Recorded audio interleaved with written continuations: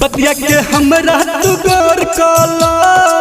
बाहर से सैया चल आबा बतिया के हमरा तू गौर कला बाहर से सैया चल आबा पूछब न कैला राजा बानी कब नहाल में जी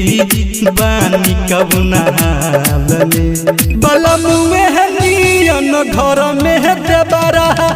चुम्मा मांगे गाल में बलम में घर में देबरा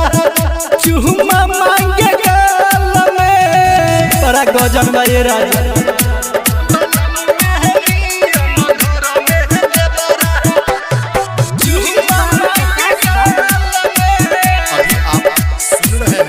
रिकॉर्डिंग स्टूडियो से सासु ननदिया से सुनी रोजे बोली ते ही बताऊ बलम कैसे घर में रही सासु ननदिया से सुनी रोजे बोली ते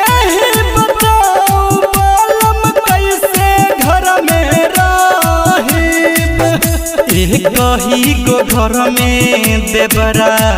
पूछे हाल चाल जी पूछे हाल चाल जी बलम में घर में देबरा चुम्मा मांगे गाल में बलम में घर में देबरा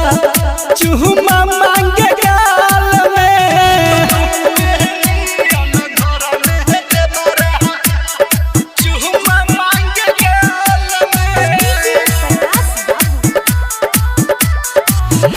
इंच इंच नापदा तू पाट दह जमीन हो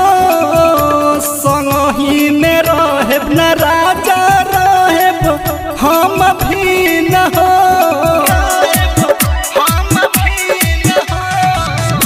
इंच इंच नापदा तू पाट दह जमीन हो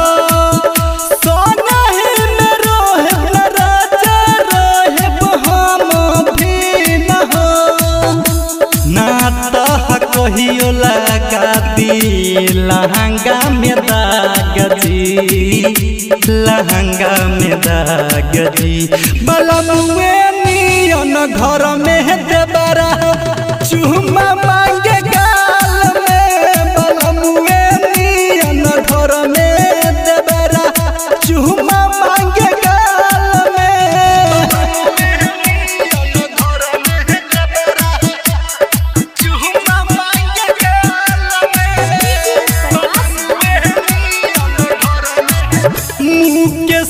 बिहारी अरब मामला सुलझा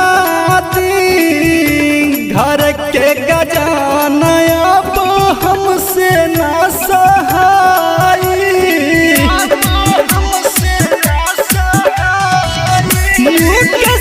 बिहारी अरब मामला सुलझा घर के गजाना अब हमसे जब से देखले बारे देबरा हम के साथ में जी देबरा हम के साथ में बलम में घर में देबरा चुम्मा